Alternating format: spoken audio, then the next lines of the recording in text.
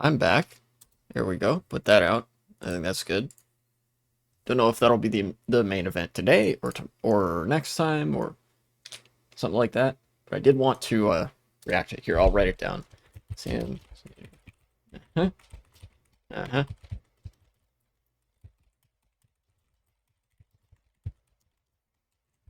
All right.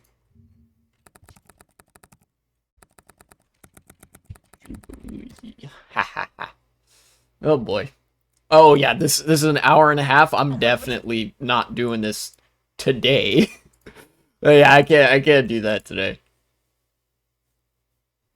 I might do it some other time though. And by might I mean I probably will because I fucking love Sam Cedar. Just got notified. Nice. Okay. Let's here I can actually get rid of that from my text list. Wash out of context. Context? Context? The people demand context.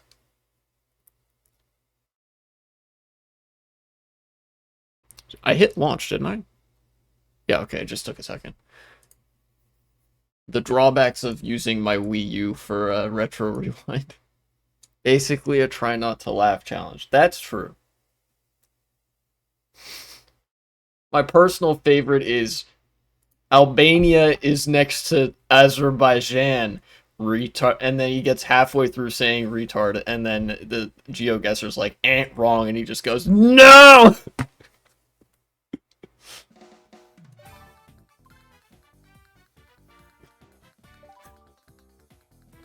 That was from a long time ago. But it lives completely rent-free in my head. I laugh at it every time I think of it.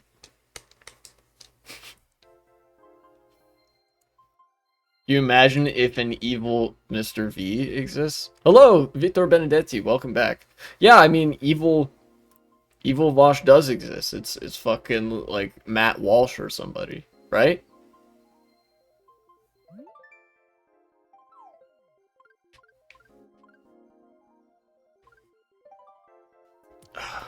Alright, Retroverses, let's fucking get it. Oh boy. Dang it, I made a severe mistake in committing to this right now, because didn't have time to pull up the shit that I wanted to. Here, I'll try to do it right now, as this is happening. Paste, thank you. Alright, great, good, good, good, good, good, good, good. Good, good, good, good, good. Refresh this page, so I can see. My stream is up, it is indeed. Okay. Okay. God, I'm tired today. It was recently spring forward. You know how there's like this only really applies for people who are outside of Europe and might not know what's going on. Anybody in America knows what just happened on Sunday.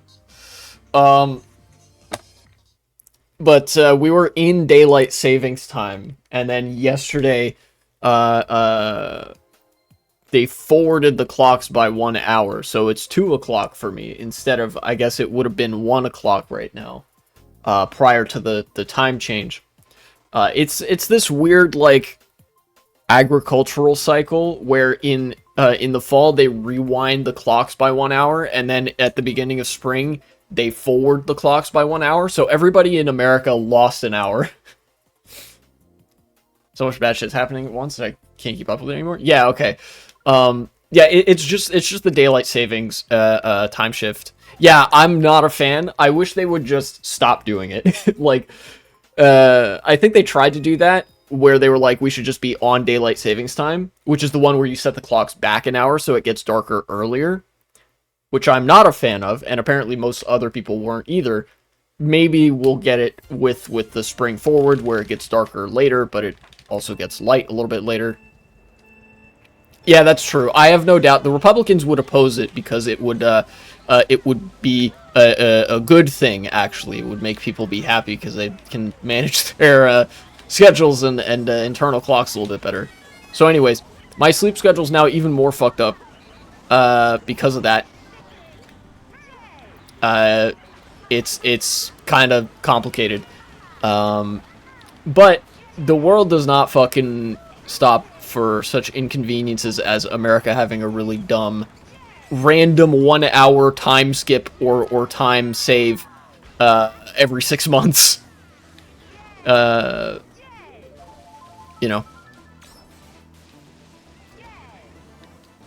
That was the sketchiest sand hop I've ever done, but it worked. When they tried sticking at the time, they stuck with the +1, so it completely disoriented anyone. Yeah. Oh, rip. The strat is to go back to autumn, just not to forward the clock in March. Well, no, that's what they tried doing. They tried just not forwarding the clock. In, I think, 2023, they proposed a bill to this effect in the Senate, but it didn't go anywhere. And presumably that's because it stayed with the fall back time change, where it would get darker considerably earlier, and I guess people didn't like that.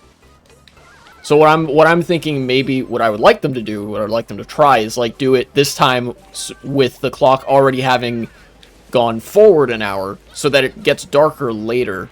But we just don't have to like worry about this change happening again.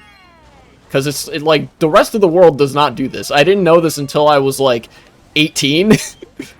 But America's the only country that does that.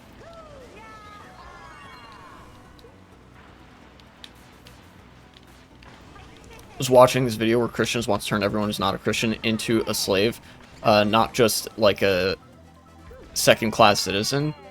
Yeah, Christians be goofy with it. Christian nationalists are fucking wackos.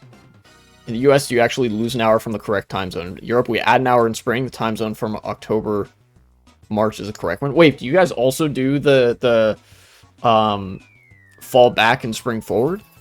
In the US, during the spring, we lose an hour. The clocks get turned forward 1 hour, so you lose an hour. And then in the fall, the clocks get turned back 1 hour, so you gain 1 hour. But it, you know, as a result, they also like it gets darker earlier. Oh, the US tried to do this in the 70s too? Oh, okay. That's what we do? Oh. Okay. I didn't know that. Either way, I think the world should stop doing that because it's really fucking dumb. You know?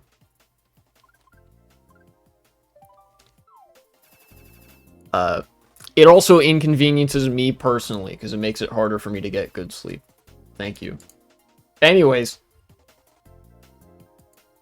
I didn't mean to do... What did I just close? I closed Twitch. I'm a fucking genius.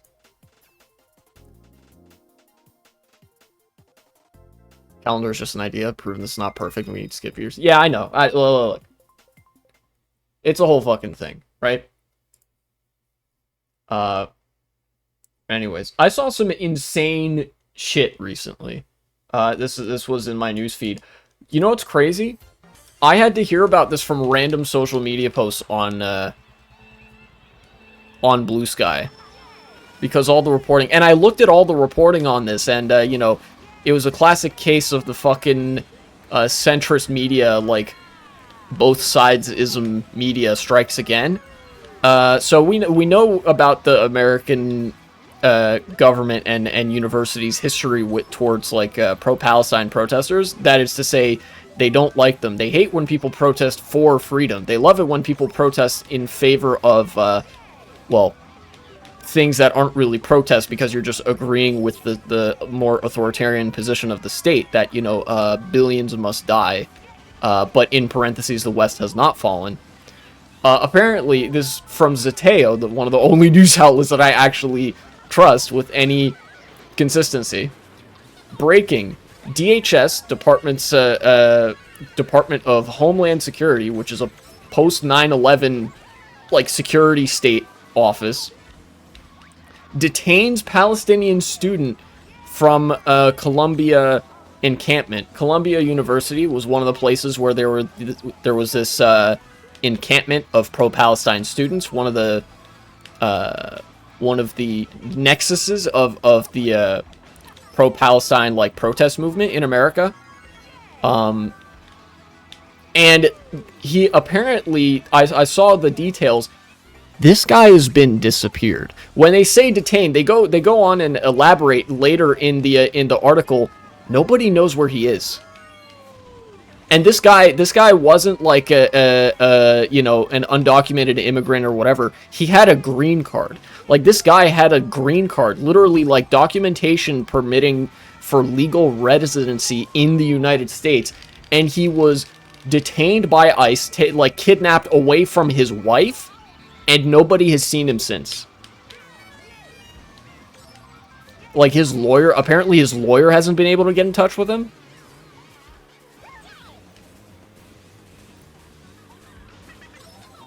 I'll read some more details once the race is done, but it's some serious shit. And of course, the like a lot of the centrist media are like burying the lead super hard. Wonder if this guy will be remembered the same way we remember the first Jew who was disappeared by the Nazis. Undoubtedly, he will be.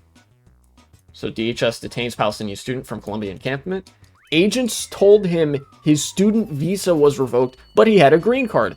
Agents then said that was revoked too. So just the law just doesn't matter anymore. They can say like, oh yeah, you're here on a student visa. Sorry, revoked. Like, no, I have a green card. I'm a legal resident. Nah, that's revoked too. Literally like, oh, you have a green card? What green card? You're coming with us, fucko. You know, like, you know, get ready to never see the sunlight again. Uno reverse card? Yeah. On Saturday, the Department of Homeland Security officers detained Mahmoud Khalil, a recent Columbia University graduate who helped lead the Gaza Solidarity encampment at his New York City home, an apartment building owned by the school, says advocate. So he was arrested at his home. Laws don't matter. Welcome to the Republican Party. Yeah, when they say, understand this, when Republicans say law and order, it is a Orwellian signal. They just want to be, the force of law. They don't actually care what the law says. They don't give two shits, you know? What they care about is having the authority to act with the force of law, which means like unchecked state power. When they say law and order, what they mean is we want unchecked state power. Yeah, it's just the like, I am the Senate. I am the state. I can do whatever the fuck I want. I am the law. That's what they mean fundamentally when they say that. When they say law and order, they don't mean like, let's follow the law and respect people's rights and protections. What they mean is, I am the state. I am the law. What I say goes. It doesn't matter what's written down on paper because I will shoot you otherwise. You know? Yeah, dude, every fucking day that passes, we realize how much George Lucas was cooking with the prequels. You know? Not necessarily in the sense of them being good movies, but like, holy shit, you know, you look at them as an academic piece, and they hold up much better than I would like them to have held up.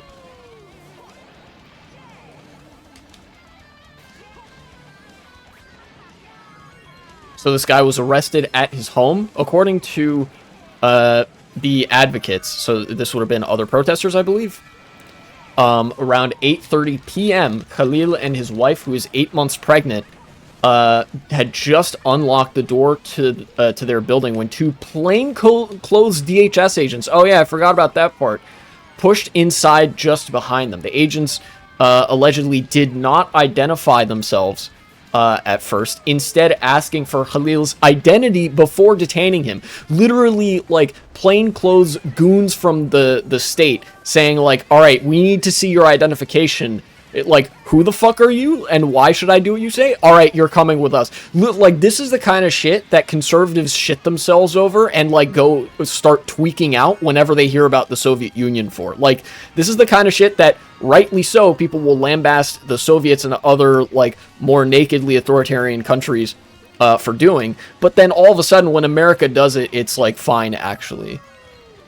You know? Like, excuse me?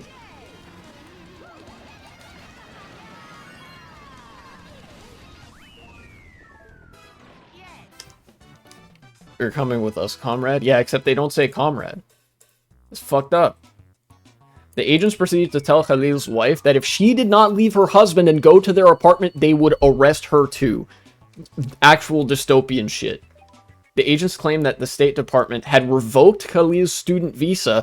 Over under on whether that's true. I doubt it is, but who the fuck cares? They're plainclothes, like, officers of the state, like, forcibly detaining you, right? Like, fucking... Jesus. With one agent presenting what he claimed was a warrant on his cell phone, but Khalil has a green card, according to advocates. Khalil's wife went to their apartment to get the green card. He has a green card, an agent apparently said on the phone, confused by the matter. But then after a moment, the agent claimed that the State Department had revoked that too. Literally, I have a green card. Yeah, he says he has a green card. Never mind, no, you don't have a green card. You're coming with us. Meanwhile, Khalil had been on the phone with his attorney, Amy Greer, who was trying to intervene, asking why he was being detained if they had a warrant and explaining that Khalil was a green card holder. The attorney had circled back to demanding to see a warrant when the agents apparently instead hung up the phone. They hung up on the lawyer when they said, all right, I'm going to need to see some proof that this is a fucking legitimate arrest. Otherwise, like, see you in court, bucko. And they just hung up.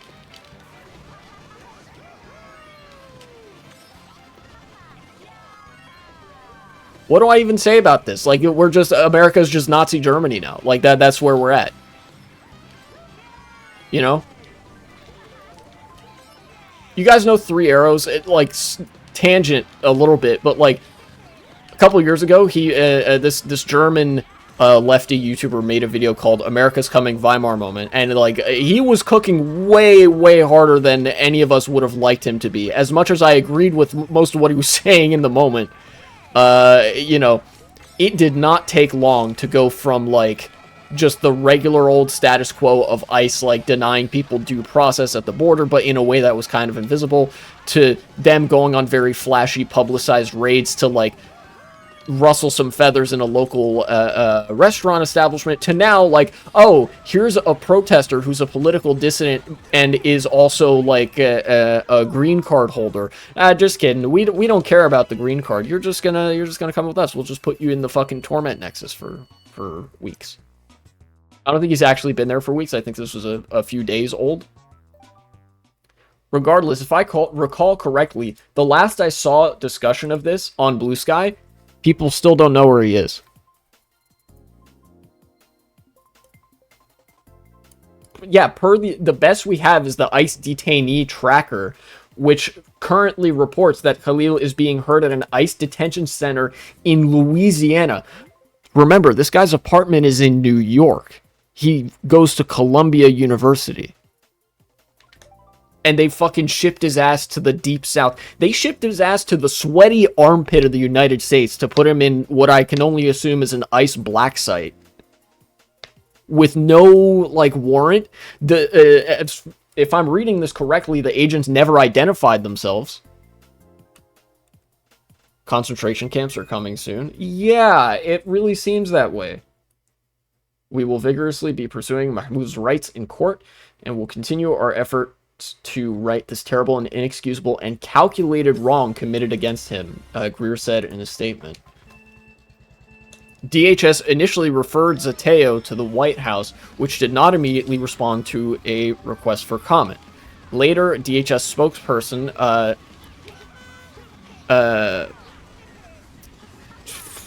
Tricia McLaughlin, I don't know, I think that's how you pronounce that, confirmed in a statement that ICE detained Khalil, quote, in support of President Trump's executive orders prohibiting anti-Semitism. So they were just like, yeah, he said a thing that we don't like, so we detained him. And remember, when the administration says anti-Semitism, what they mean is disagreeing with Israel. Need I remind people that one of the biggest contingent parts of the, like, pro-Palestine coalition is Jewish Voices for Peace.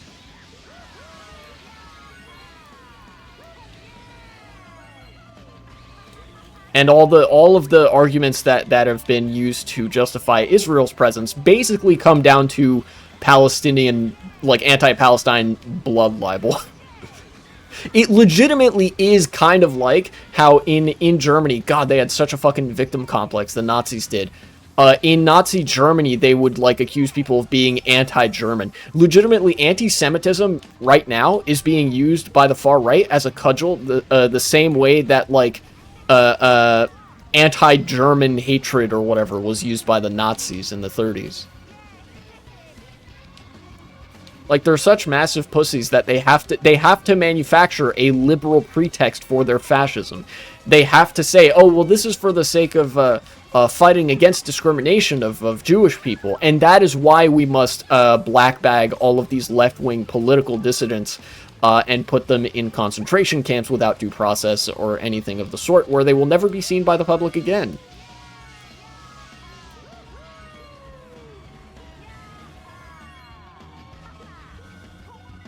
Oh wow, that POW got that guy good.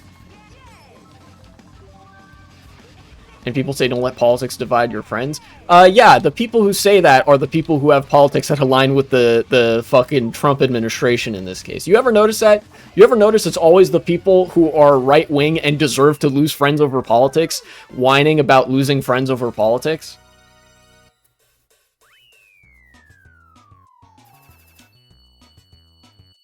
Without providing evidence, McLaughlin claimed Khalil led activities aligned to Hamas. Yeah, they just said, like, oh yeah, brown person, pro-Palestine, they were a Hamas. Next question.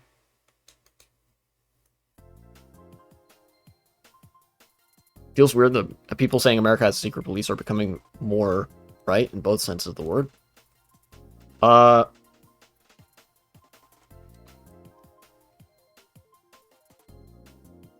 I guess. It just kind of feels surreal to be reminded how fast this shit happens, you know?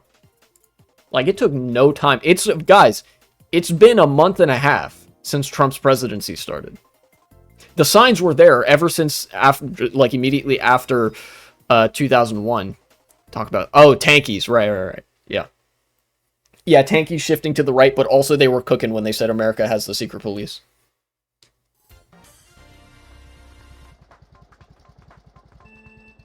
Secretary of State Marco Rubio, Mr. New American Century, wrote on social media, we will be revoking the visas and or green cards of Hamas supporters in America so they can be deported. I don't think that's a good sign that they're so comfortable giving the game away, but that is giving the game away. That's like, you know,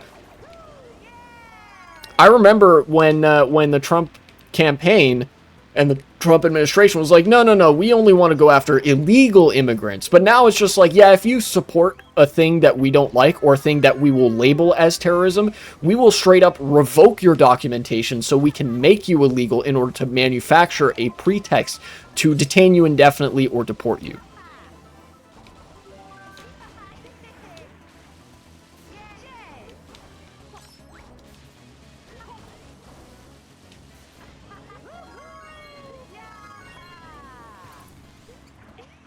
Like, bro.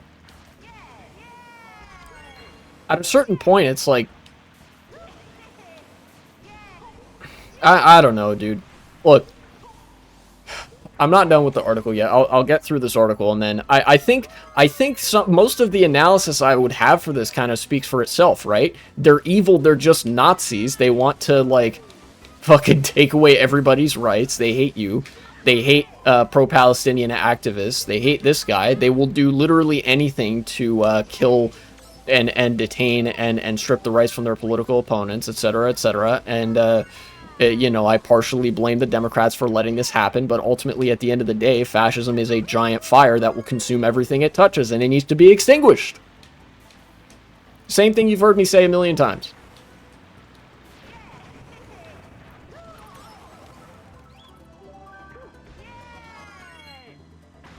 This is a video. You should link what you should do when ICE is at your door. Oh, yeah. Look up, for anybody watching this in the future, if this becomes a segment, look up red cards. There are these little pamphlets called red cards. It's like a Know Your Rights kind of project from various, like, human rights activists, and they make these little cards that if ICE ever shows up to your door, you got to know what your rights are. They're like, it actually is kind of like they operate on the logic of vampires. If you know when and where to tell them, no, you can't do this, no, you can't do this, they can't come into your house. You know?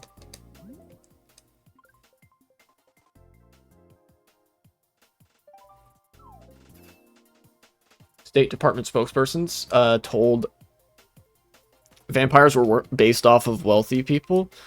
Uh, yes, and also, I think they were based... Well, they were based off of, like, sensuality and sexuality as a general image, but that gets into the background of vampires from, like, the Middle Ages.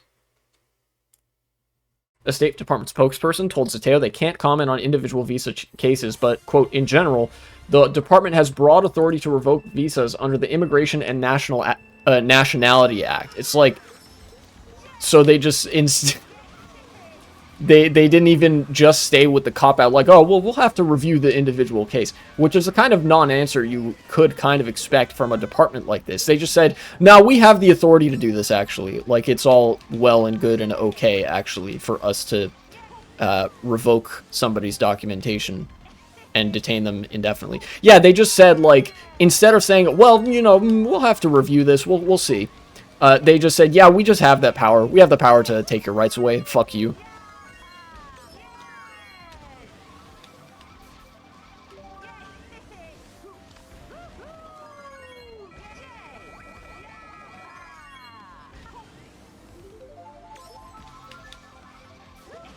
And I mean, that's part of that is inherent to the structure of a nation state to begin with, right? The ability to strip people's rights away at a moment's notice. But, like, you usually, like, it's really a bad sign when all of the pretext to the nation state artifice drops and they just say, yeah, we can, you know, you guys actually don't have rights. Your rights only exist at our convenience.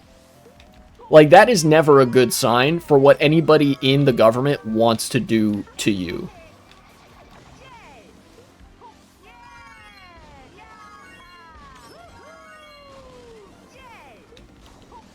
Also would love to see any of the conservatives that constantly say that America is the greatest and most free country in the world. Would love to see where they are on any of this, except, you know, we all know that the right wing has long since consolidated. They've stopped giving a shit about freedom in any form. You know, as soon as the media says the word Hamas, as soon as either the centrist media or the fucking administration says the word Hamas, they're like, oh, okay, of course, he deserves death by 1,000 stabs, and also seppuku, and etc., etc.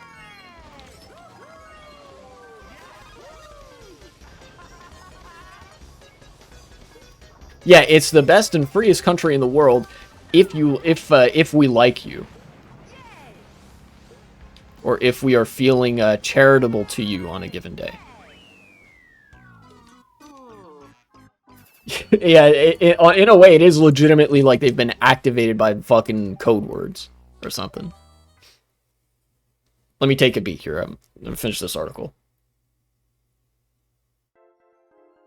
The department, quote, exercises that authority when information comes to light at any time indicating the visa holder may be inadmissible to the U.S. or otherwise ineligible for a visa. So yeah, they're just doubling down on, yeah, we have the authority to do this, and we can do this, and it's fine, actually, so piss off. Instead of doing the, like, non-answer that you would probably hope for, because they would otherwise recognize that, like, just coming out and saying that is pretty bad. Khalil, who is Palestinian, okay, so that answers the question of where they would be deporting him to. Served as a lead negotiator amid the campus Gaza Solidarity encampment last spring. He had appeared in several media interviews in the past, telling outlets he had a student visa. Advocates say he had gotten his green card since. The escalation comes amid several reports of ICE presence on the school's campus this week. It also comes after a massive escalation by the Trump-Vance administration to crack down on speech. This week, Trump announced his intentions to jail, imprison, or deport students involved in protests. Oh yeah, I remember that. Then reporting to revealed that his State Department was planning to use AI to monitor online activity and revoke visas for whoever they deem to be pro-Hamas.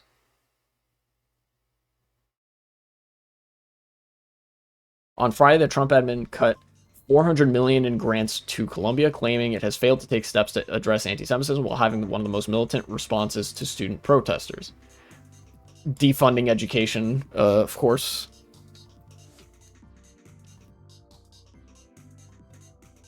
Bet you they'll just make stuff up for their political opponents to get them deported? Yeah, I mean, that's what this is, right? There's no evidence that this guy was pro-Hamas. There's no evidence of him doing anything anti-Semitic, except for the administration deciding, actually, since we've manufactured the consent for, you know, well, the ruling class and whoever else to see any pro-Palestinian action in any form to be anti-Semitic, and because we've associated, like, tried to draw the association between being pro-Palestine and being pro-Hamas, because we're also, like, extremely fucking racist against Arabs, we'll just say you're anti-Semitic and pro-Hamas, actually, which then justifies the thinnest possible pretext that doesn't stand up to any kind of legal scrutiny, even with the ideal narrative circumstances, to then revoke your green card and deport you to somewhere that's actively being ethnically cleansed and genocided.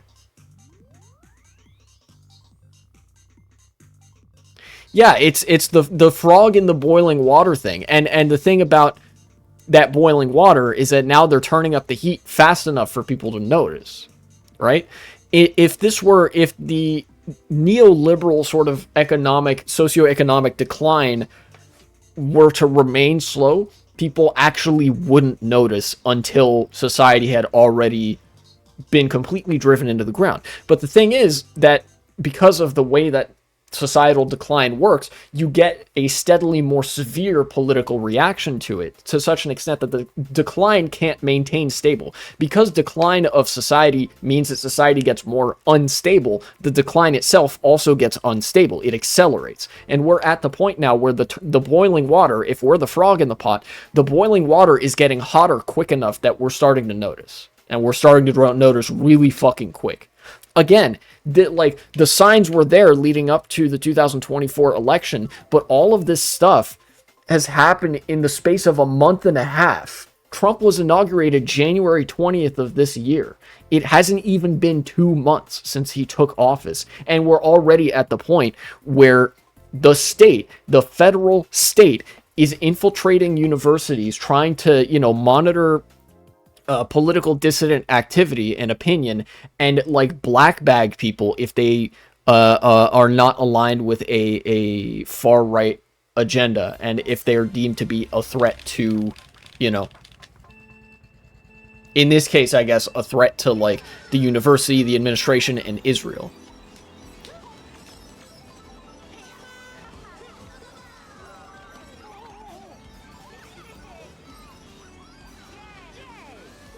You care if I spoil The Boys? No, you can spoil it. I've seen enough clips online, and it's in the cultural lexicon enough that it doesn't really matter that much to me. And I also don't really plan to watch it. Like I said, I watched a little bit of it, and I actually think that the show itself, the style of show making, wasn't really my cup of tea. So you can spoil away.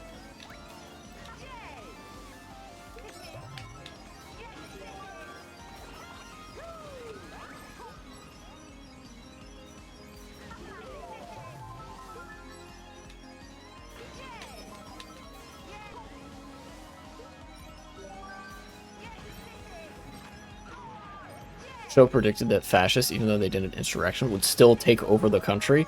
I wouldn't say that's that much of a prediction, but yeah, I mean, the show has had a pretty consistent political lens of analysis. I mean, they could have just been drawing from the history books, in which case, a pretty sound prediction to make, and barely a prediction at all. Remember, the same thing happened in Germany.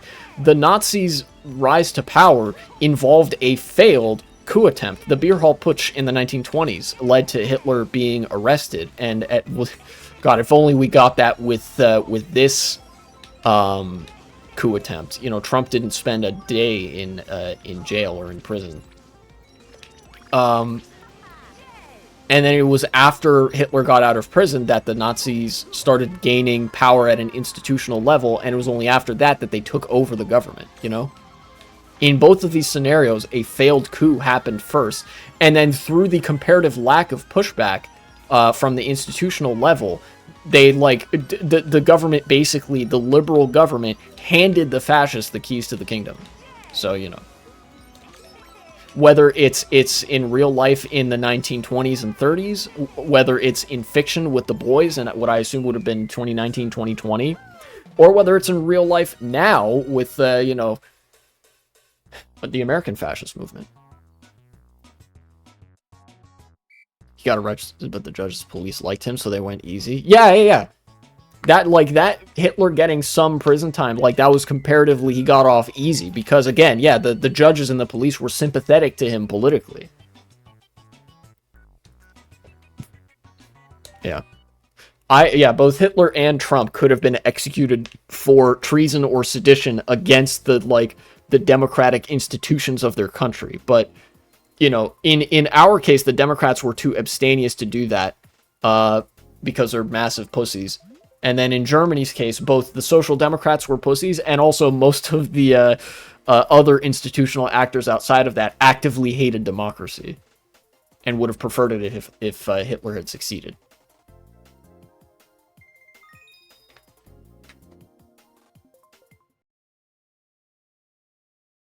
Hitler wouldn't need to kill himself if he wasn't a public enemy. I think that's true. Yeah. It was only because he was, like, already so maligned at that point and was facing the threat of accountability. You know, whereas Donald Trump has never even so much as been credibly threatened with any sort of legal repercussions before. You know, the one time that happened, the courts actually threw out all the charges. One of his appointed judges, one of the loyalist judges, just threw out all the charges against him. You know?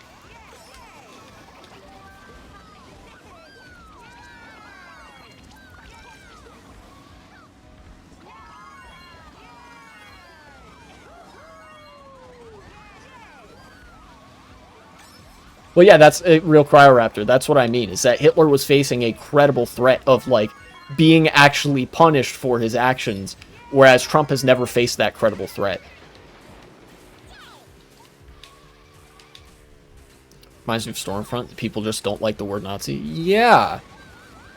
I mean, that's like, whenever I talk about the age of insincere fascism, that's kind of what I mean. That, like, they will agree with everything the Nazis said and believed, but then they'll be like, "Oh, so you're everything you don't like is Nazis," even though they, like, behave exactly the same. They just don't like being labeled as such.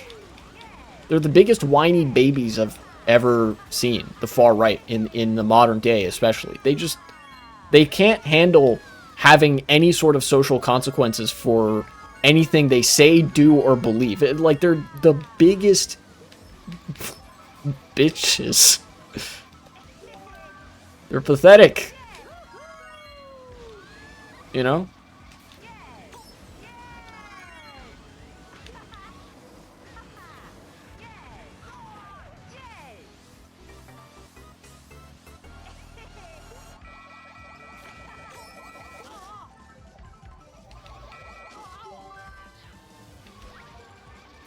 Alright. I think there's... if I'm not mistaken, there actually was a little bit more to that article. I'll see if there's anything else that it added, but then I think I'm gonna wrap up that that news story about you know, Mahmoud Khalil getting black bagged from a university protest, or from his own apartment. Actually, he wasn't even at the protest. You know, it's not like they came and raided the protest. God, you know, speaking of the far right being massive bitches, if ICE had to do that whole thing at a public event, they might have actually faced some backlash. They might have actually gotten their faces captured on video, or not ICE, DHS and stuff like that. Are you staying second place because you know you got double shelled? Because I'm thick with it. I'm cracked at the game. Government is always watching. Yeah, it's just whether or not they are too lazy to, like, actually do something about it. We've known about, like, the fucking illegal ass wiretaps and you being monitored constantly for some time. It's just that, again, the water was boiling too slowly. People weren't really experiencing negative consequences en masse yet. This kind of extremely sensational shit wasn't happening yet, so people didn't care. Not enough, anyways.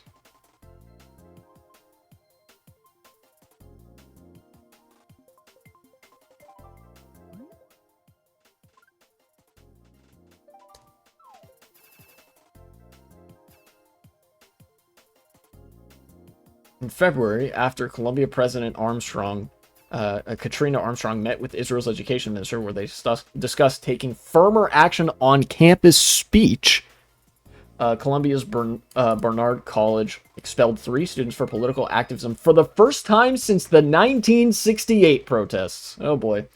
This week, as the school welcomed former Israeli Prime Minister Naftali Bennett, who once said, "I've killed many Arabs in my life and there's no problem with that," to campus, NYPD arrested 9 students involved in a campus sit-in. It just keeps getting worse. It's like a fucking... People are gonna look at this and be like, dog, this is beyond obvious. Yeah, I'm glad that fascists are this stupid and are doing it so openly and flagrantly so as to actually draw some public attention to it, but like, holy shit.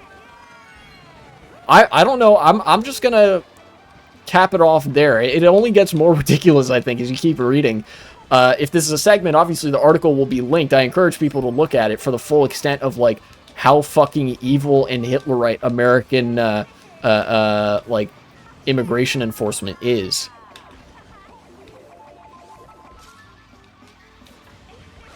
Hopefully they never come for you. Hopefully. I can't guarantee that, though.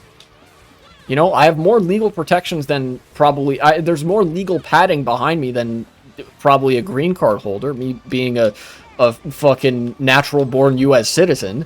But, like, you know, they're planning to get rid of shit like birthright citizenship and stuff like that, which means I would have to take a citizenship test if that were to happen. And it's possible that they just don't even bother with that step if they figure they can get away with, like, arresting green card holders. What's going to stop them from being like, yeah, you know what, you're not a citizen anymore, don't care that you, like, fucking live here your whole life, but born here, whatever. Like, you could be John America, and if you're pro-Palestine or like anti-capitalist, will still arrest you and deport you or something, you know.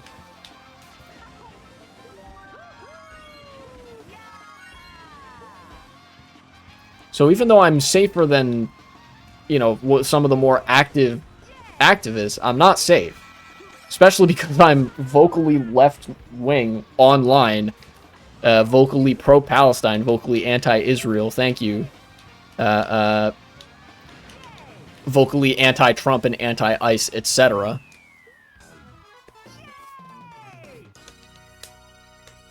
Let's be honest, not your citizenship, you're protected because what you look like. Yeah, I look probably whiter than this guy, although I am, you know, on the census, I do have to mark, what is it, Middle East North African, so, you know, if somebody was a fucking, steel-jawed Aryan, they would be more protected than me, but yes, that also very present factor.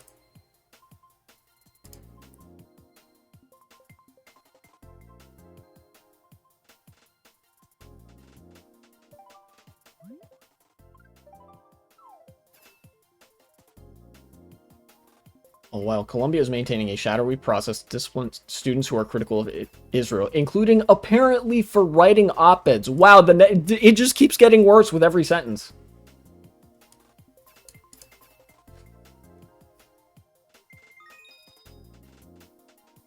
Khalil himself said he was accused of misconduct by the school just weeks before his graduation in December. I have around 13 allegations against me. Most of them are social media posts that I had nothing to do with. Cancel culture is real, alright? Never let any, like... When people talk about cancel culture, when people on the right wing say, like, oh, the left just wants to do cancel culture, and then some people will argue that cancel culture is fake. Oh, no, cancel culture, very real thing. It's just the fucking right wing that does it to everybody else. And instead of being, like, something as small and relatively inconsequential as getting canceled on Twitter, you get fucking blacklisted from your place of employment and arrested for the shit you posted on Twitter because you have, like, a Palestinian flag in your bio.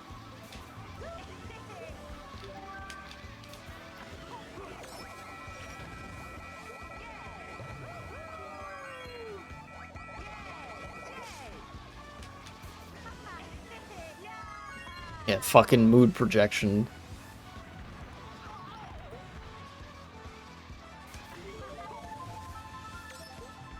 Yeah, they probably look. They wouldn't have to look that far into my like family history or whatever. But like, yeah. Oh, he's North African. Well, it's a perfect excuse to deport him. He's brown. He's probably Muslim or something. That's good enough. We can just say that he was like, oh yeah, he's a terrorist because of his family associations or some shit like that. And then yep, good enough for fucking Fox News and New York Post and Breitbart to post. And then they could deport me. And again, none of this is to say, like, oh, wow, I'm so vulnerable. None of this is to make it about me specifically. This is all to indicate that, like, this fucking guy, like, Mahmoud Khalil, had comparatively more, like, legal protections than your average, like, student visa holder. He had a green card, and he was arrested. That, like, they took away his green card post hoc because they arrested him for having an opinion they didn't like. Everything else was just like, yeah, that's, the pretext that we can use to justify us deporting you to somewhere where you will likely be killed. And the reason I used myself to illustrate that is to say, like, look, we are already there, man. Like, with our recollection of how Nazi Germany would just imprison political dissidents, how, like, it sounds reductive, but, like, any political dissident dissent could lead to you getting arrested and disappeared. We're already there. That's the reason I even bring myself up and my status relative to anybody else is to explain that. Also, I forgot about that thing you can do at the end. Haha, oops. Cops ever take you midway through stream? I say, we'll remember you. Thank you. Yeah, I hope somebody remembers me if that happens. But again, I don't think that's terribly likely to happen. I've been proven wrong before, but anybody watching this, if you even remotely agree with me, you're not safe either.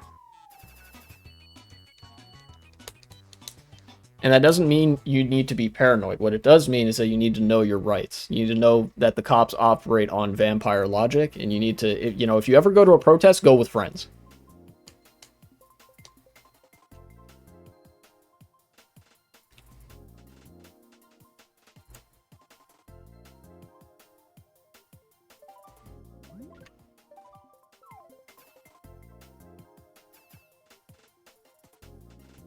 Like you live in the Matrix if you know you're in danger. Yeah, it is a little bit.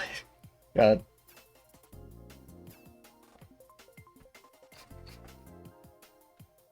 Funnily enough, The Matrix is also a movie about class conflict. It's about more than just class conflict. It is a trans allegory, sort of hero's journey movie. But fundamentally, there is a class conflict between the humans who have been enslaved and the machines who are doing the enslaving, who are the,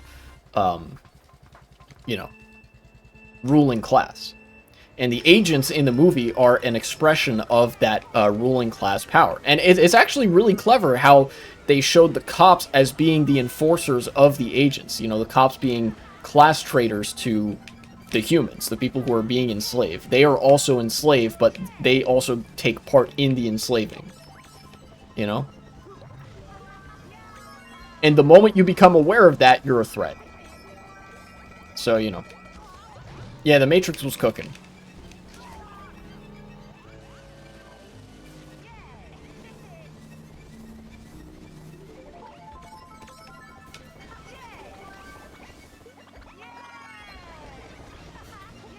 Also, there was propaganda, so it was obvious to everyone. Yeah, that's true. Like, it is hard to cut through the propaganda at times. Weren't the agents actually just programs? They were sentient. They were sentient programs. They were living beings.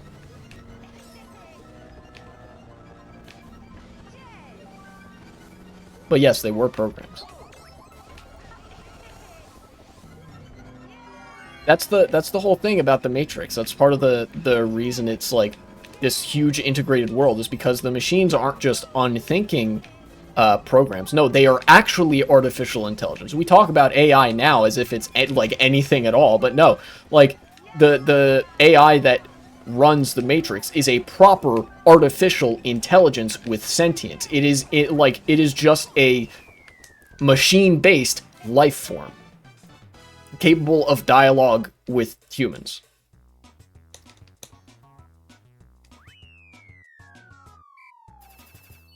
Look like humans, they weren't.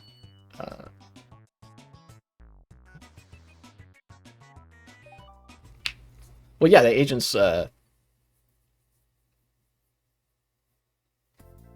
look like humans because they have to blend in. They have to not like stand out. Because the Matrix is like they built the fucking mock-up of human society. Look, you guys get it. I think. The point is the Matrix is based because it's about both gender transition and identity transition broadly, and also about class conflict and the enslavement of people in a broad sense, and how you must liberate yourself by breaking down the system at its fundamental components.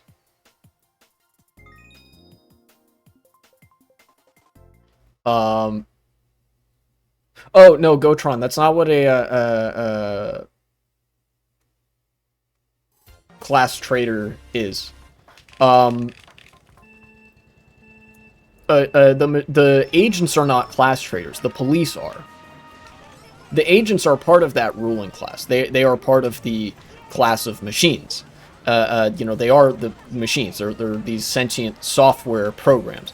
The cops are humans. They are in those like pods, the same as everybody else, but they act on behalf of the machines. They work with the agents to do to keep society quote unquote stable, which means like to keep people enslaved. So the cops are class traitors because they are part of the underclass, but are working for the ruling class. But then the agents actually aren't, because they're just part of the ruling class. You know, it's the same in real life, where cops are working class, but they are also traitors to the working class. Like they act on behalf of the propertied class interests. Further proof that if you're a Republican, you suck at media literacy. Yeah, that's true. Every right-winger that has ever liked The Matrix has no clue what The Matrix is about. Have you seen those police budgets? Yes, I have, and it's a lot. I actually have a video about the police in America and how useless they are. And part of it encompasses like how much fucking money that they get paid. I think like the United States is first in the world in military spending. China is second, and then if the American police were their own military, they would be third. We spend that much on the police. The American military is the most expensive military in the world, and the American police is the third most expensive military in the world, behind China. China's military, not China's police.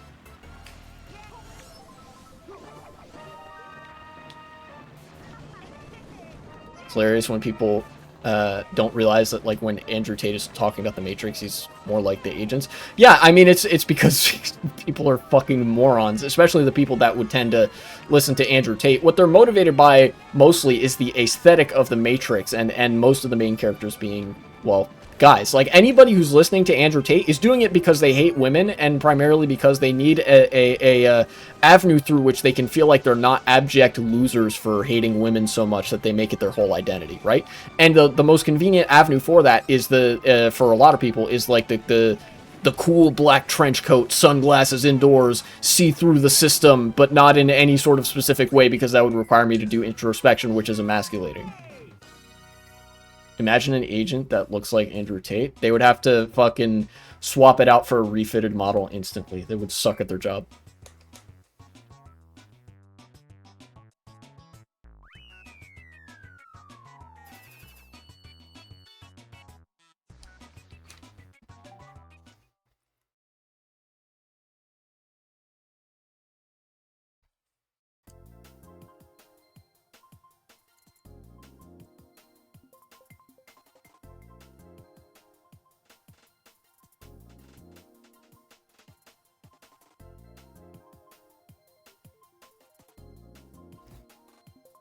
Feels like we're going back.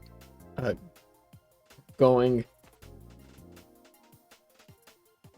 feel like autocorrect probably destroyed that Twitch chat message.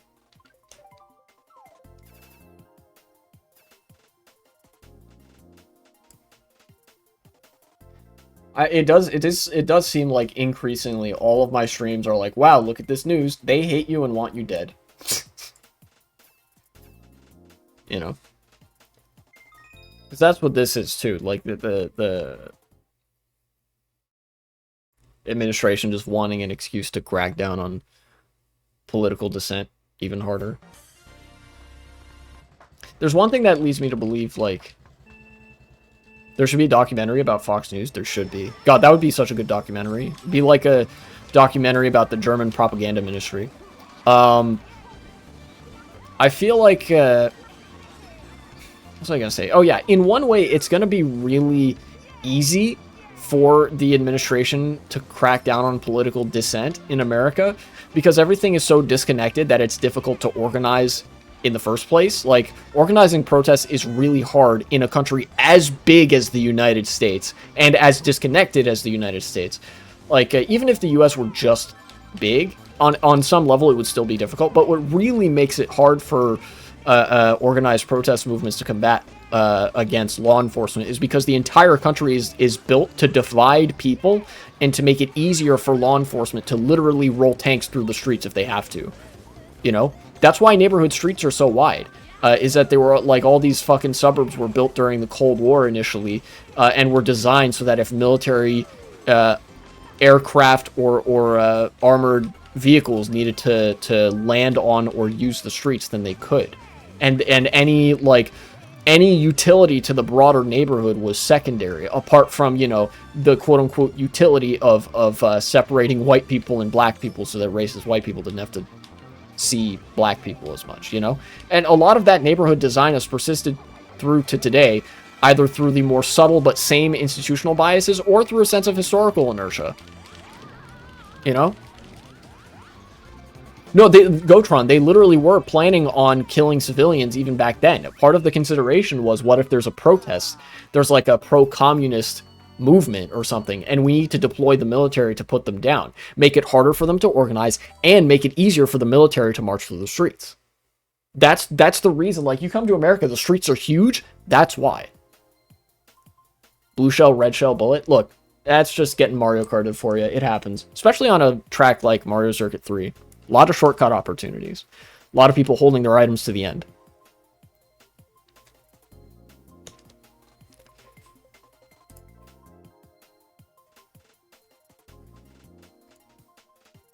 So that leads me to believe in one way that it's much easier for a fascist administration or a fascist government to crack down on political disagreement in this country. But one of the aspects of everything being very disconnected leads me to believe that it is going to also be harder, because with a distinct lack of political organizing, they would have to go that much farther out of their way to crack down on people who are political dissidents. You know, like, this guy wasn't arrested at a protest where there's a big public setting and where they could face some backlash, because, you know, college campuses are comparatively more walkable. It would look a little bit more like in Europe, where the students are literally just sitting in protest, and the cops come and is like, all right, you unlawful lot, you're gonna have to come with us to the fucking black site, you know? No, they got him at his home, where he was not a threat to anybody, where it's like, bro, if you're supposed to be safe anywhere, it's at your own home. And then some fucking plainclothes agents come in and, like, arrest you literally for the opinions you hold, and like, revoke your documentation. And they had to go out of their way to do that, you know? Are you basically saying we need to live like 5 people households all the time? I mean, living in a household with more people is typically, like, there are reasons to do it and reasons not to do it. What I'm saying is that, like, is just that there are some things about America that are different than Europe, that make me think, like, in one way suppressing dissent is going to be easier, and in another way it's going to be harder. And I was getting at, like, the isolation kind of makes it harder in a way, because the government would have to go that much further out of their way to arrest any given person, you know, and to monitor any given person. You know, so they would be, like, making, they would be sort of manufacturing their own counter-narrative, where, like, hey, the state doesn't like what you're doing, so we're going to, or the state doesn't like what you're saying, so we're going to arrest you in your own home. You know, that kind of, the way in which that's fucked up kind of speaks for itself, if that makes sense. And then, like, obviously, I think the situation that Europe is in, with much better designed towns and cities and urban environments, is way better, because it makes organizing in general a lot easier, which is how change happens. Is, big protests. Don't they have control of the media, so that doesn't matter? Believe me when I say that there's a substantial, there is still a substantial obstacle that even when you have control over the media, you have to create the narrative. There has to be such an active effort put in to justify why you arrested a guy for holding certain opinions in a country with free speech protections in their own home with plainclothes officers who did not identify themselves. That is not an easy narrative to craft, even when you have total control over the media. It's about as difficult as crafting the narrative that billionaires fundamentally deserve to be on top with so much wealth that it's literally incomprehensible.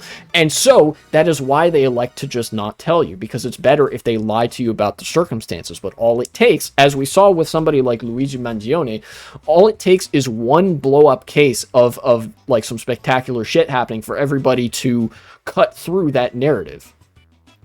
It takes, believe me when I say that, it does take an unimaginable amount of effort from the top down to weave a dishonest narrative that is coherent enough to give people this image. And it's still a very fragile image. Do you think a lot of the Republicans doing this shit realize that they're Nazis? Yes, I think the at the administrative level, at the government level, Republicans that are participating in this stuff, the cops themselves, the DHS officials, the politicians, absolutely 100%, yeah, especially ICE, they know that they're Nazis. The average Republican voter doesn't. That's why manufacturing the narrative is necessary, because a lot of people in America don't actually like authoritarianism or Nazism, least of all when it's done to them, because that's all their puny brains can, conceptualize it in terms of, So that's why you have to construct this narrative that, oh no, it's not being done to you, it's being done to the other. That way you can sort of abstract it by one level, and then you get to lie about the details to make it more of a soft landing.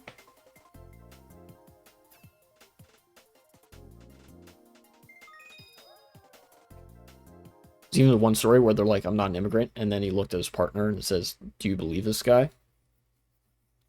And that, again, it's part of manufacturing that pretext. They have to say, oh, well, he's an illegal immigrant. Because when people say that, they're like, okay, so they don't mean me. But the details that they bury the lead on is that they had to revoke all their legal documentation. And then they get to say, you're an illegal immigrant. Does that make sense? Even in the face of all this stuff and all the face of this institutional capture, it still takes a lot of effort to manufacture a narrative that will make a right wing, the average American right-wing voter, be content, and make, the American left be hopeless. They want you to be hopeless, and they want the right wing to be content with the notion that, okay, we're not Nazis, we're just following the law, or something like that, Because otherwise people would start, developing even more mass discontent, very quickly. And it's already been developing.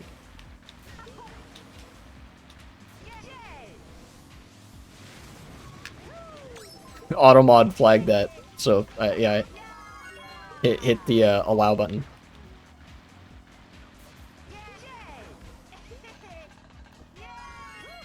Imagine the Black Panther Party happening in modern times. I kind of can't. It was a different, the 1960s and early 70s was a very different time in terms of protest organizing, Americans were actually less of treatlers who just wanted their tasty treats from China in the 60s and 70s than nowadays. There are a different set of circumstances that prevail today. So it's hard for me to imagine that.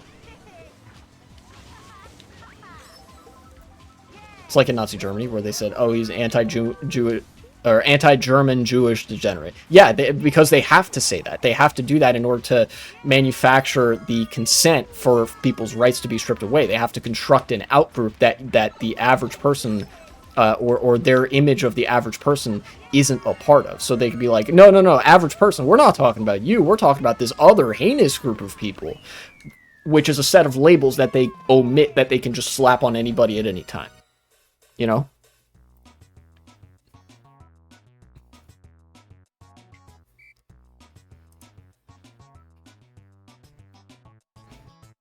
Feels like Republicans told colleges to charge people a lot of money. That's because that's exactly what happened, actually.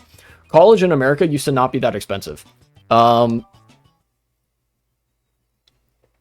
After World War II, you had the GI Bill. There was a big like package of public infrastructure and social programs. A lot of those social programs, especially pre-Reagan, involved higher education and college and you know, grants for students to go to college to pay at the time what were pretty modest tuition fees. It was literally a matter of Ronald Reagan, when he was the governor of California, saw that these protest movements were exploding in the 60s and 70s, and I think particularly leading up to the 1980s. They literally saw, oh shit, when people are getting better educated, they're moving to the left, and that's a threat to the government. That's a threat to business interests. And so they set out with the express intent to charge people more for college. They started boosting private colleges more and more by defunding the public university system. They started allowing tuitions to increase at a higher rate, kind of like you know how policy is set with rents for landlords and stuff. They allowed the colleges to increase their tuitions, because a large part of that tuition that students have to pay is for room and board. It is rent in some form or another. Nowadays, it's a lot more complicated, and tuition mostly goes to pay for people's salaries and investment portfolios and stuff like that. But, you know, fundamentally, that was it. It was just, oh shit, how do we make it so that less people are going to college so we have fewer left-wing movements in this country? I know, make it expensive. Think you watched Invincible? Oh, if it's finished, I actually do intend to watch it. Yeah, like when did you say it was gonna finish up? It was like March 12th.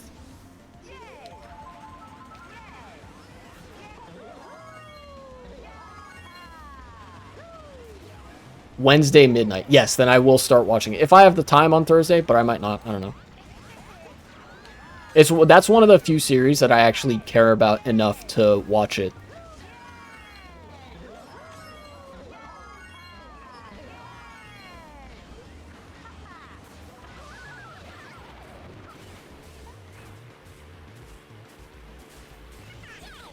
I don't know what society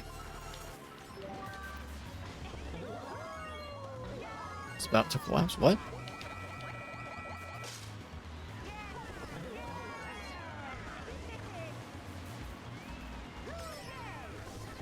Like how Dad's designed to make you still a slave, even though you have comparatively more power.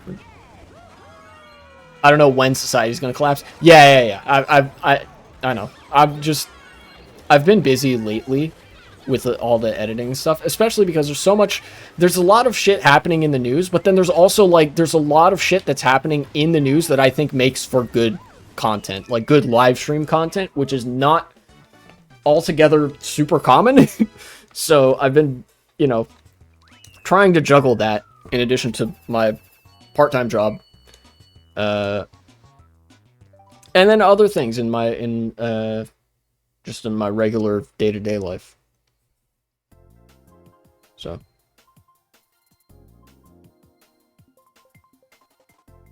Feels like after Trump went to prison, Republicans went ready, set, go. Yeah, I think, I don't know if it was directly that spurred them on, but I think a certain time after January 6th, it became really clear that the Democrats were not going to be...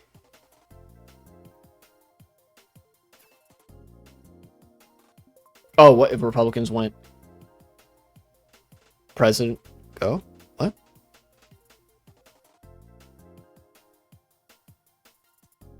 Oh, either way, if the thing is like, oh, like after Trump went to prison is when Republicans decided to have him as their candidate, I think that's because of two things. After Trump got into... Oh, after he got into the presidency. Yeah, and that's not an accident. I mean, that's what Project 2025 was. Obviously, you wouldn't know it because the Democrats are so bad at messaging that they buried the mentions of Project 2025 into like a random fucking Twitter post and like some shit that nobody would see or care about, right? Literally, like, their best shot was like, yeah, Google it. It's like, fucking, fuck you. Just say it. Just say what it is, what's in it, and be like, yeah, this is what Trump wants to do. He's lying about his, like, non-affiliation with it. they had a plan ready to go for as soon as Trump got into office. That's what Project 2025 was about, right? And they're doing it right now. All of the stuff that's happening right now was laid out in Project 2025. The destruction of the education system, the destruction of the national fucking weather service, and all like the U.S. NOAA, the stripping away of trans people's rights, the consolidation of power in the executive, circumventing Congress, directly accessing the Treasury, and cutting Medicare and Medicaid. Every single thing, no matter how stupid, like outlandish or illegal or like actually buffoonish that Trump and Elon Musk are doing, in some measure or another is mentioned in Project 2025. It's just basically like the conservative manifesto to fucking destroy America, and in so doing turn it into like a fascist paradise of suffering, paterfamilias, and concentration camps.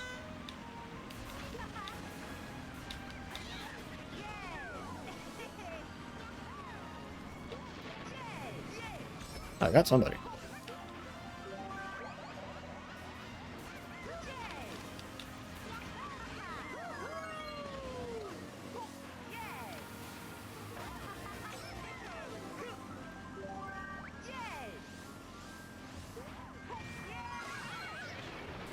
Oh, yeah. Anybody in chat, say goodbye to... Well, high schools and middle schools and stuff are still going to be around. But they're not going to be getting as much money. The Department of Education, at a federal level, like, most of the at least a majority, a decent majority of the funding for schools happens at the state level. And that's also where all the curriculum is set. The thing about the Department of Education is it also provides a lot of additional funding on top of that.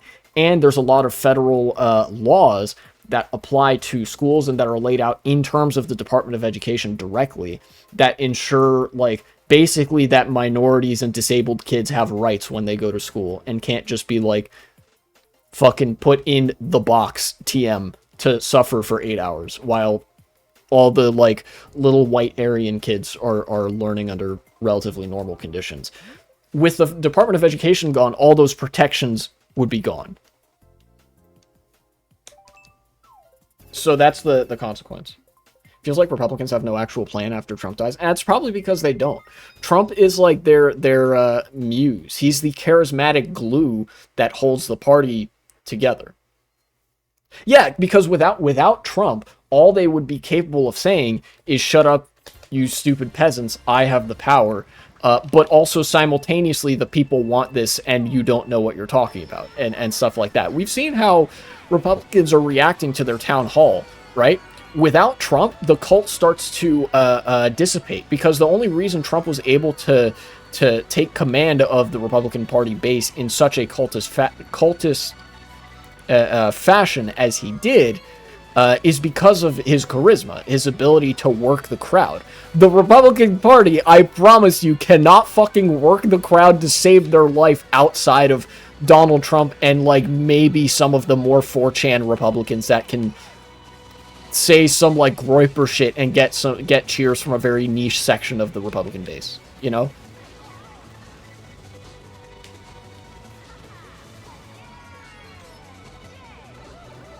It's like how, you know, stars in the main sequence get, like, what they call the helium flash or something like that. They start doing fusion with other elements that aren't hydrogen or something like that. They're running on gas at this point, you know. As much as the Democrats are so fucking incompetent for losing to these people, that's part of what outlines the Democratic incompetence, is just how little material the Republicans have to stabilize and justify their own existence as a party, you know?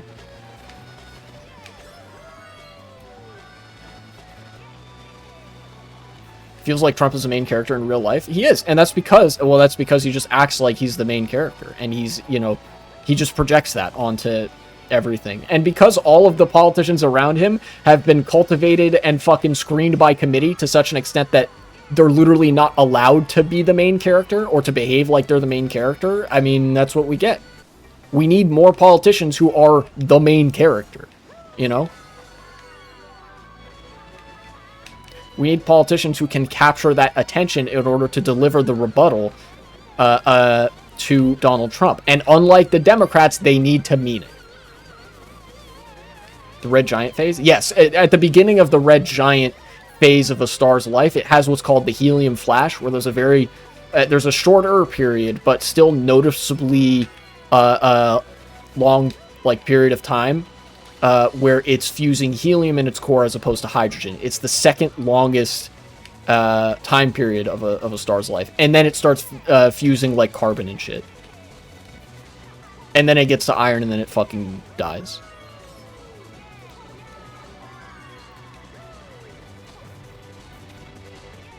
Yeah.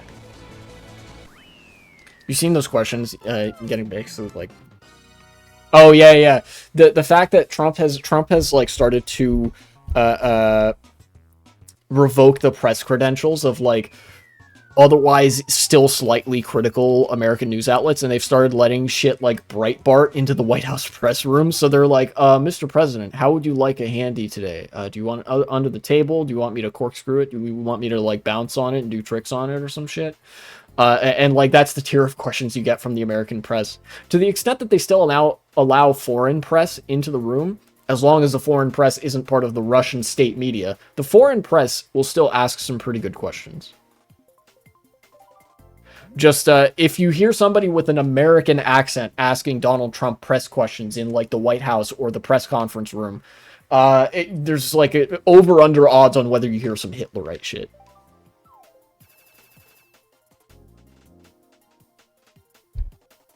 First expands into a red giant. Helium starts fusing in the core and it implodes again. While all the helium is converted into carbon, the whole process happens again. The helium expands eventually till it runs out and collapses into a white dwarf. Yeah, because stars that like there's gravity versus outward pressure, and each successive element that it fuses after hydrogen leads to it expanding a little bit more until eventually there's nothing left for it to fuse, and like the outer layers actually start to burn off and stuff like that. I remember learning about this stuff in astronomy, yeah, but it's been a while. In America, won't be too long before Russia and America create an alliance. I mean, it's already happening right now. I think Donald Trump has even floated the idea that I'm sure will come to fruition eventually of leaving NATO. So then NATO is just going to be all the NATO countries except for America, the biggest fucking NATO country. Just going to pose a lot of fucking problems. I tried looking up what creates gravity, and YouTube just says it exists, bro, like a non-answer. I can actually answer that question at a theoretical level. I can answer why gravity exists. Gravity exists because, like, space-time is basically a fucking 3D or 4D sheet of paper. And gravity exists because if an object is heavy enough, it can manipulate the sheet of paper. Literally, like, it's the same thing that causes, like, if you press down on a sheet of paper, it will sag. And as a result, any object that is rolling on the paper will be manipulated by those contours. That's the same phenomenon as gravity as a cosmic level, is that, and if an object is massive enough, it physically weighs on the space around it, which leads to things, well, gravitating towards that really massive object. And that's how gravity works. And a black hole is when you use a pencil to fucking punch through the paper. And you get infinite gravity. Sounds something similar to string theory. You get, like, once you start getting into the fundamental, like, mechanics of the universe, you get to quantum physics really, really quick.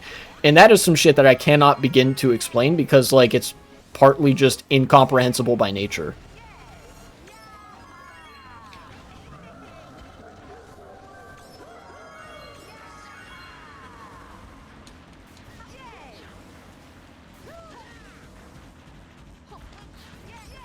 There's a test that will probably never be answered. What's the maximum carrying capacity for a black hole? If I'm not mistaken, theoretically it's infinite, because a black hole is basically just a gravity well created by mathematical contradictions in the universe. There's no limit to the amount of stuff that you could shove into a black hole, right? Because, like, any mass that you add to it, it would still have infinite density because it is an infinitely small point in space exerting any gravity at all. The size of the singularity in a black hole is zero. That's what makes it like a singularity. It's a mathematical contradiction. But like the black holes do eventually like burn out and die before you could stuff infinite shit into them. But theoretically you could. It would just be an infinite amount of shit occupying literally zero amount of space. And like, you know, then that would eventually burn away. It never will be answered for sure, but like you can kind of like reasonably, given the information that we know. So you're saying there's something in the universe that has no limits. As far as we know right now, you know, I don't know. But yes, what's important is that they are like Trump supporters in that they are infinitely dense.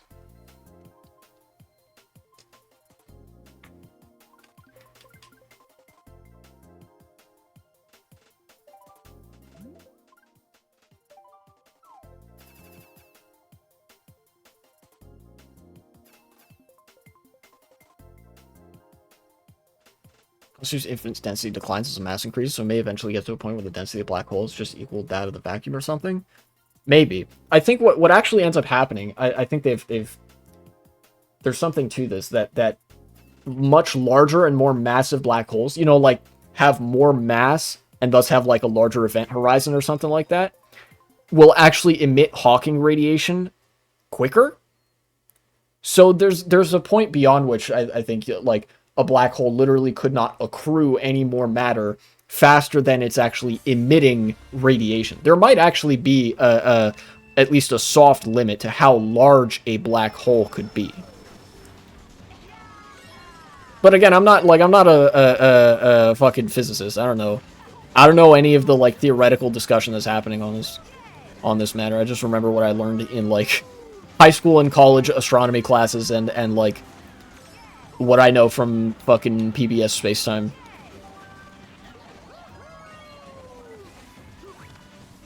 Smaller black holes emit them faster. Oh, really? Is that true? It's the other way around? Oh, that's kind of weird. Okay, then I remembered wrong. Lefty misinfo.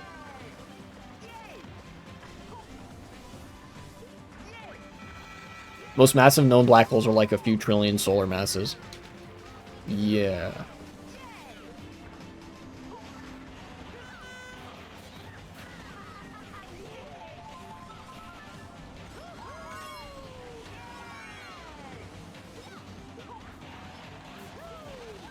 The biggest supermassive black holes are expected to be the last solid objects in the universe. Actually, it wouldn't be solid objects. They would be degenerate objects. That sounds goofy as hell, but that's actually the scientific name for the kind of matter that composes white dwarfs, neutron stars, and black holes. It's called degenerate matter because it is so densely packed that at a certain point, what we understand as solid, liquid, or gas actually breaks down, and like you can't have a fucking atom. You actually can't have traditional atomic structure in a neutron star or a white dwarf or a black hole. It's so dense that it would fucking collapse the atom into subatomic components. In the case of the neutron star, that would be neutrons. Like neutron stars, if you could somehow attach a proton to a neutron star without like the proton fucking shitting itself, or I don't know what happens at that scale, you would have the world's, like the universe's heaviest fucking atom of hydrogen, which would then immediately explode, because that's not actually how that works. The leftists are turning our matter gay. True. Total leftist gay degenerate victory. The most massive objects in the universe that everybody's so fascinated by are actually composed of a thing that we call degenerate matter. Imagine that.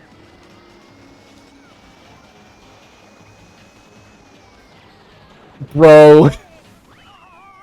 That was such a good bullet bill. That was a really good bullet bill.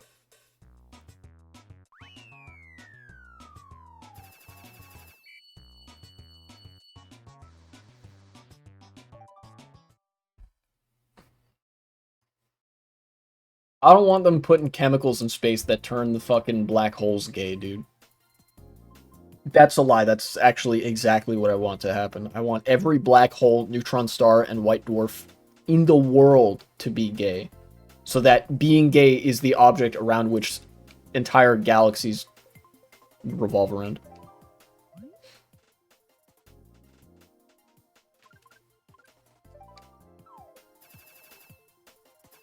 Someone were able to create something that traveled to their dimensions, the whole entire planet would know? Yeah, probably, because they do some shit by accident and summon Cthulhu. I don't know.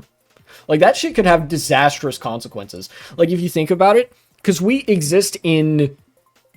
I think we're able to experience 4 dimensions. We're able to perceive 4 dimensions. You know, obviously 3-dimensional space, of course. And the 4th dimension being, like, time. You can perceive time moving forwards, right? You can perceive space. If somebody opened, like, a fucking portal to another dimension, one that we literally don't understand the rules of, you would be opening the door to a world where, like, the rules of physics are actually different, and you just fucking die instantly, probably. Best case scenario, it'd be like the Jaunt from that Stephen King wrote, that short story, The Jaunt, where, like, you step in and spend 1 million squadrillion years in this incomprehensible nightmare, and then you come back and you're like, wow, that was crazy, and then you die. Or you just touch it and you die instantly, or the whole world gets consumed by the fucking, the purple spaghetti TM, and then the whole world explodes. I don't know. Like, it probably wouldn't be good.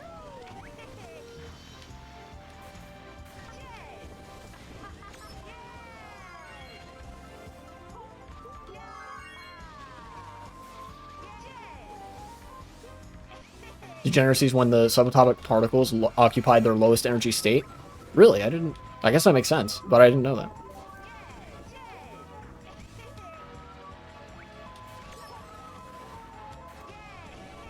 Or along the lines of an earthquake and it would be detectable. Oh, yeah, we would know about it. In the moments before we all, like, die and explode and are subject to the whims of our overlord, the flying spaghetti monster. Thank you. We would know that, like, somebody opened the portal to another dimension, because we would be on the receiving end of incomprehensible horrors very soon, and there'd be, like, you know, it'd be like, wow, damn, that was a large strike of thunder on a really bright sunny afternoon, and then Cthulhu descends from the heavens and then consumes you and your whole neighborhood. Like, oh, okay, well, didn't know we were doing that today.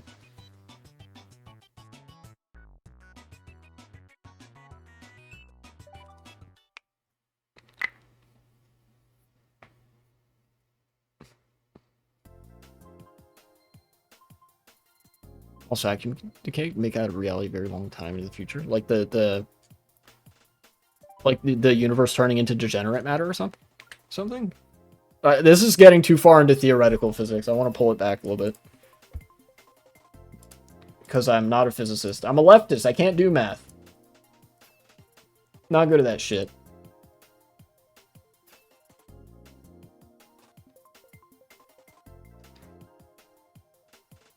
Either way, though, I think this is going to be the last race, because I'm extremely tired today. No, an incomprehensible dimension where you instantly die or something. Oh, okay, yeah. Gotcha. Republicans have the gall to say they know what reality is. Yeah, Republicans will assert that reality is X, Y, and Z when you look in front of you, and then it's, like, not that. They're actually on some, like, there is no Warren Bossing say tier shit. It's like, okay, can you stop being so creepy and like, piss off? You know? They'll literally tell a trans person, you don't exist, you're a degenerate, to their faces or something. The ones that are, like, insane enough to do that.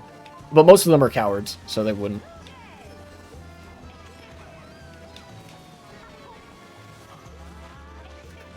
That's true.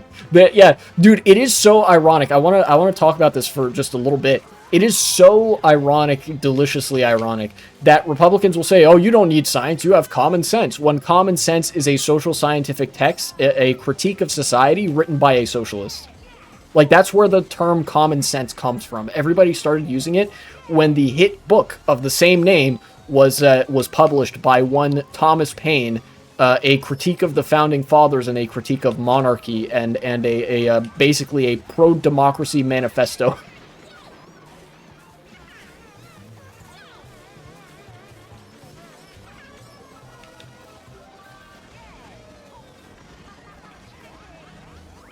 They also treat science like it's something that you quote unquote believe in. Like, no, motherfucker, that's just the rational process by which you understand the world.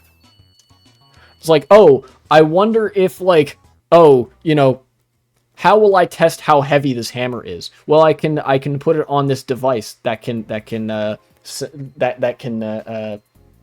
drop under pressure or something like that, or like I will drop this hammer to determine like how fast gravity acts or some shit like that. You observe, and then you're like, yes, okay, I will write down this observation, and that's the scientific process. It's just rationally observing the world around you. I didn't mean to do that. I thought I was gonna quit the game, but whatever.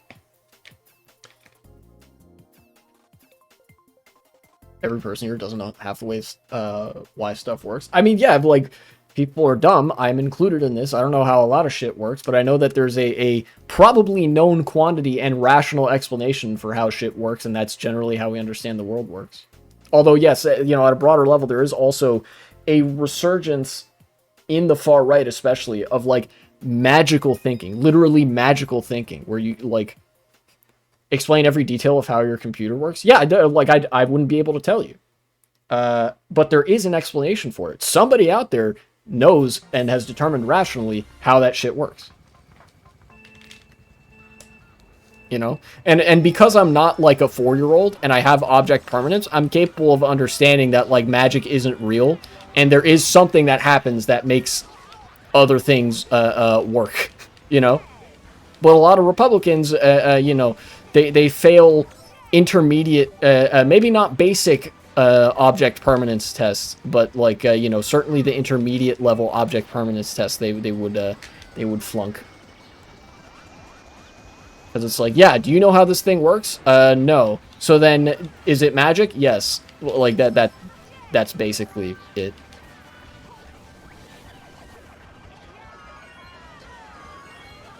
Gravity's the closest, in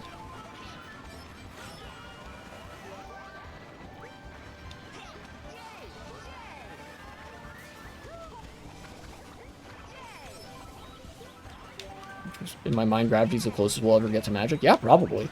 I mean, like, the closer you get to the foundational and fundamental mechanics of the universe, the closer you do get to something that you could only really describe as magic, because it's sort of like physical and mathematical axioms, right? You know how in like philosophy you have axioms, you keep asking why this, why that, and there's an answer. You go further back and further back, and then eventually you get to the point where you're like, okay, why is this? But you can't answer why, because that's the thing on which everything else is, like, based upon, right? And, like, you can't go any further back. And there are some mechanics, gravity being one of them, that get pretty close to that. You could still explain gravity, but it like, you're getting pretty close to universal axioms, where if you start asking, okay, well, why is space manipulable?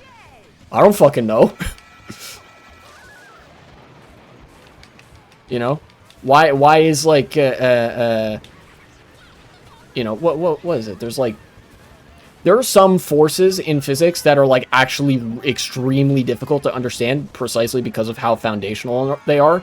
So foundational to the extent that they, like, existed in the early stages of the universe when it was just a hot particle soup of death. You know? Yeah, you kind of have to get to the point where you're like, I don't know, space-time is manipulable because geometry is weird. And that's, like, it.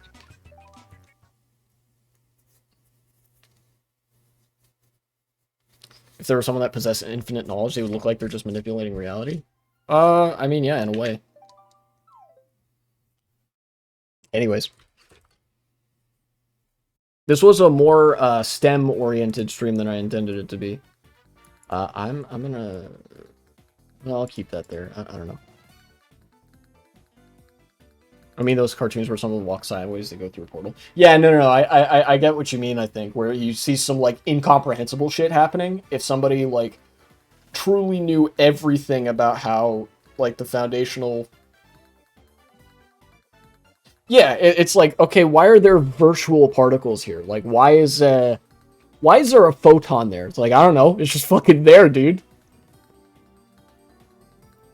Yeah, they were... It's like, well, this shit was always there. Like, how do we know? Because we saw it? Like, well, then why was it there to begin with? I don't fucking know. We saw it there. It was there. Very quirky. Definitely quirked up. Alright.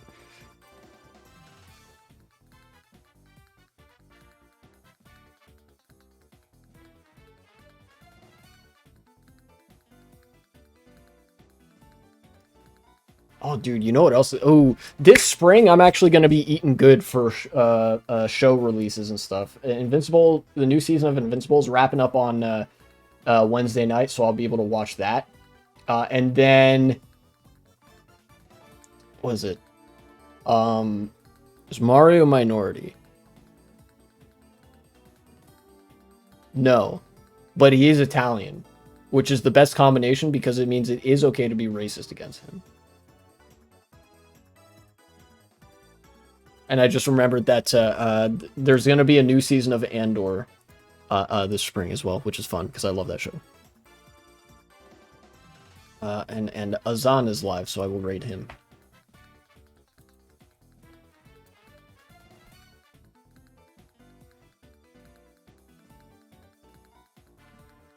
What do you think will become the next superpower after America? My first thought would be China, because they're, like, well-positioned economically to do that. You know, America has been severing its trade relationships with a lot of countries, but China has maintained, like, a relatively stable stance in that respect. And when America was a global debtor, China was, like, a global creditor. They seem like they're next on that list, but it's also possible, however unlikely, that Europe starts becoming more unified and then maybe occupies a similar role. I don't know. China, the country that lives really long, loves to keep breaking apart and putting itself back together. Yes, that's true. China does have a habit of doing that occasionally. Chairman Joe Biden takes power. 200 million perish. Chairman... fucking Zhong Xina takes power. 1,000 years of prosperity. You know, shit like that. Anyways, enjoy the Hassan stream. I'll be back next time.